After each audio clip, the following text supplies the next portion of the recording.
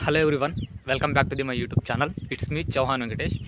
Yes, thumbnail చూసి ఈ vlog చూడడానికి వచ్చారు కదా. యాక్చువల్లీ ఈ వ్లాగ్ వింటే ఎండ్ వరకు చూడండి, మీకు అర్థమవుతుంది. 99.999% నేను ముంబై షిఫ్ట్ అయిపోయాను అనుకునే లోపు నా ఫస్ట్ జాబ్ నేను జాయిన్ అయిపోతున్నా అనుకునే లోపు మొత్తం నా లైఫ్ అనేది మొత్తం ఇలా యూటర్న్ తీసుకుందన్నమాట. ఎలా యూటర్న్ తీసుకుంది అనేది చెప్పాలి అంటే ఈ బ్లాగ్ అంతా మొత్తం చూడండి ఒకసారి, మీకు అర్థమవుతుంది. అండ్ జన్మలో మళ్ళీ ముంబై వెళ్తే కనుక ట్రైన్లో మాత్రం వెళ్ళాను, అది మాత్రం నిజం. ఏం జరిగింది యాక్చువల్లీ ట్రైన్లో ఏం జరిగింది అనేది పెద్ద మ్యాటర్. దీంట్లో కొంచెం పేషెన్స్ తోటి చూడండి. ఇంతకుముందు ఈ వీడియోస్ చూస్తున్న వాళ్ళకి అర్థమవుతుంది. అది ఏంటి అంటే మేబీ యాస్, నేను నా ఫస్ట్ జాబ్ కోసం గ్రాడ్యుయేషన్ అయిపోయిన తర్వాత నా జాబ్ కోసం నేను ఎంతగా ట్రై చేసా, ఎంతగా హార్డ్ వర్క్ చేసా అనేది ఇఫ్ ఇన్ కేస్ కొత్తగా చూస్తున్నట్లయితే ఆ వ్లాగ్స్ కూడా మీరు చూడండి. అవి చూసిన తర్వాత ఇది చూస్తే మీకు అర్థమవుతుంది. యాక్చువల్లీ నాకు గ్రాడ్యుయేషన్ కంప్లీట్ అయిపోయిన తర్వాత నా ఫస్ట్ జాబ్ నాకు ఎంత మ్యాండేటరీ అనేది, అది మొత్తానికైతే జాబ్ అయితే జాయిన్ కాలేదు. ఇది అయితే సంగతి, జాబ్ అయితే జాయిన్ కాలేదు. అండ్ జాబ్ డీటెయిల్స్ వచ్చేసి లాస్ట్ వీడియోలో కూడా చెప్పాను, మళ్ళీ ఈ వీడియోలో కూడా కొంచెం చెప్తాను. అది గిట్ట ఏంటి అంటే ఎంఫైజర్ అనే లాజిస్టిక్ కంపెనీలో నాకు జాబ్ అనేది రావడం జరిగింది. నా రోల్ వచ్చేసి ఈ మేనేజ్మెంట్ ట్రైనీ. నా ప్యాకేజ్ వచ్చేసి చెప్పాలి అంటే యాక్చువల్లీ ఫస్ట్ నా ప్యాకేజ్ వచ్చేసి 4.5 LPA per annum. కానీ దాని తర్వాత హెచ్ఆర్ మ్యామ్తో కొంచెం మాట్లాడిన తర్వాత మ్యామ్ ఉండి 0.5 ఇంక్రీజ్ చేస్తాను. అది ఆల్ అరౌండ్ మొత్తం 5 LPA అనేది నా ప్యాకేజ్ అనేది అన్నమాట నాకు ఆ జాబ్లో వచ్చింది. ఇదైతే లొకేషన్ వచ్చేసి ముంబై. ఇది నా జాబ్ డీటెయిల్స్. ఇలాంటివి నేను ఇంతకు ముందు వీడియోస్లలో కూడా చాలా చెప్పేశాను. బట్ యాక్చువల్లీ అసలు ఏం జరిగింది లాస్ట్ వరకు, నేను వెళ్ళిపోతున్నా అనే లోపు మొత్తం ఇలా యూటర్న్ అయిపోయింది అనేది చెప్పాలి. నేను మొత్తం గ్రాడ్యుయేషన్ కంప్లీట్ చేసుకొని ఎగ్జామ్ కంప్లీట్ చేసుకొని విలేజ్కి వచ్చేసాను. విలేజ్కి వచ్చేసిన తర్వాత 1 వీక్ గ్యాప్ తోటి నేను ముంబై వెళ్ళాల్సి ఉంది. ముంబైకి మొత్తం రెడీ అనేది చేసుకున్నాను. ఇక్కడ ఒక వీడియో బ్లింక్ అయితే చూడండి. మా మమ్మీ నా లగేజ్ కూడా ఇలా ప్యాక్ అనేది చేసేసింది.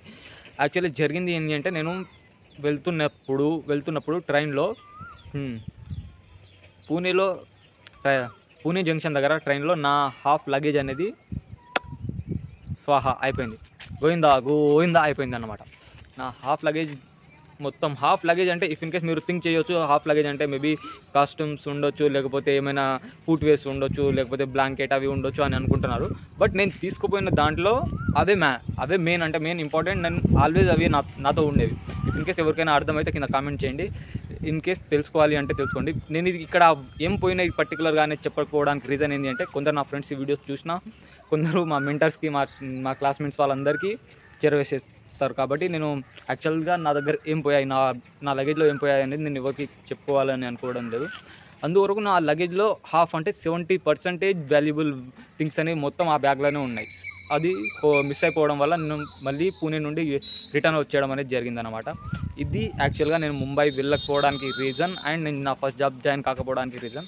అండ్ ఇప్పుడు జాబ్ అయితే ఎలాగో పోయింది కాబట్టి నేను యాక్చువల్లీ ఈ వీడియో రికార్డ్ చేస్తున్నది, ఇప్పుడు ఈ వీడియో పబ్లిష్ అయినది ఆల్మోస్ట్ 20 డేస్ తర్వాత అంటే ఈ సిచ్యువేషన్ ఏదైతే ఉందో, జరిగిన సిచ్యువేషన్ ఏదైతే ఉందో దాని తర్వాత 20 డేస్ తర్వాత నేను ఇది రికార్డ్ పబ్లిష్ చేస్తున్నా. ఈ 20 డేస్ గ్యాప్లో నేను చాలా మళ్ళీ హైదరాబాద్ ఇంటికి వచ్చేసిన తర్వాత హైదరాబాద్లో జాబ్ సెర్చ్ చేసిన జాబ్లలో ఆ రోల్స్ యాక్చువల్లీ నేను నా ఐటీలో అయితే సెర్చ్ చేయలేదు నేను. ఎందుకంటే ఐటీలో సెర్చ్ చేయడానికి నా దగ్గర సోర్సెస్ అనేవి లేవు. ఆ సోర్సెస్ అనేది ఎక్కడ పోయాయి అనేది ఈ వీడియోలో ఇంతకుముందు చెప్పాను నేను. అండ్ దాంతోపాటు నేను నాన్ ఐటీలో నాకు ఆ రోల్స్ ఆ ప్యాకేజ్ అంటే మీన్స్ 15,000 per annum ఫ్రెషర్స్కి, వాళ్ళు 18,000 ఫ్రెషర్స్కి ఇస్తాం. దాంతోపాటు ట్రైనింగ్ కోసం మీరు ఇంత పే చేయాలి. అండ్ చాలా సవాళ్ళ లక్ష అడ్డంకులు అనేవి వస్తూనే ఉన్నాయి ఆ జాబ్ సెర్చ్ చేస్తున్నప్పుడు. అక్కడికి నేను డిసైడ్ అయిపోయింది ఏంటి అంటే నా మాస్టర్స్ కంప్లీట్ చేసేద్దామని. మాస్టర్స్ కంప్లీట్ చేస్తేనే తప్పించి నాకు మళ్ళీ గుడ్ ప్యాకేజ్ అనేది రాదు. దాని తర్వాత అది ఇప్పుడు మీరు అక్కడి నుంచి ఎలాగో వచ్చేసారు కదా, పూణే నుండి వచ్చేసారు, మీరు ఎందుకు మళ్ళీ మీ హెచ్ఆర్ని కాంటాక్ట్ కాలేదు అని ఎవరికైనా ఈ డౌట్ రావచ్చు. బట్ నా ఎక్స్టెన్షన్ వచ్చేసి 3rd and లాస్ట్ ఎక్స్టెన్షన్ అన్నమాట. యాక్చువల్లీ నా ఇంటర్వ్యూ అనేది ఫిబ్రవరి 11కి నా ఇంటర్వ్యూ అనేది అయింది క్యాంపస్లో. ఫిబ్రవరి 11కి ఇంటర్వ్యూ అయితే ఫిబ్రవరి 17కి నాకు కన్ఫర్మేషన్ అనేది వచ్చింది. యాక్చువల్గా నేను మార్చ్ 1 నుంచి నేను నా జాబ్ జాయిన్ అవ్వాల్సి ఉండే, కానీ క్యాంపస్ రూల్స్ ప్రకారం బిఫోర్ గ్రాడ్యుయేషన్ ఎవరు జాయిన్ కాకూడదు. కాబట్టి నేను అక్కడ మా క్యాంపస్ వాళ్ళు మార్చ్ నుండి దాన్ని మే 1కి ఎక్స్టెండ్ అనేది చెప్పించారు. మే 1కి ఎక్స్టెండ్ చేపించడం అనేది April 28కి నా ఎగ్జామ్. అంటే నేను కొన్ని షార్ట్స్ చేశాను. ఆ షార్ట్స్ చూడండి. ఆ షార్ట్స్లో మధ్యలో నేను చెప్పాను అయితే ఇంకొంచెం గ్యాప్ గిట్టం లేకుండా నేను ఇక్కడ నుండి అక్కడికి వెళ్ళాల్సి వస్తుంది అనేది. అయితే మే 1కి అది సెకండ్ ఎక్స్టెన్షన్ అయిపోతే అక్కడ నుండి నేను మళ్ళీ రిక్వెస్ట్ చేసి మ్యామ్ జస్ట్ నేను లాస్ట్ 8 months నుంచి నేను క్యాంపస్లోనే ఉన్నా, నేను ఇంటికి వెళ్ళి రావాలి అని 1 week ఎక్స్టెండ్ అనేది ఎక్స్టెండ్ చేపిస్తే అది ఎక్కడికి చేరిందంటే మే 10 అనేది ఎగ్జాక్ట్గా నా జాయినింగ్ డేట్.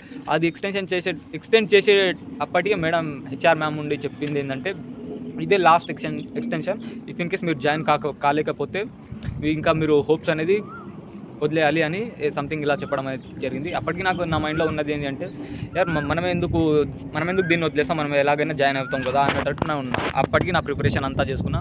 దాని తర్వాత ఈ ఇన్సిడెంట్ జరిగిన తర్వాత మళ్ళీ మ్యామ్కి కాంటాక్ట్ అయ్యి మ్యామ్కి చెప్తే ఐఎమ్ సారీ.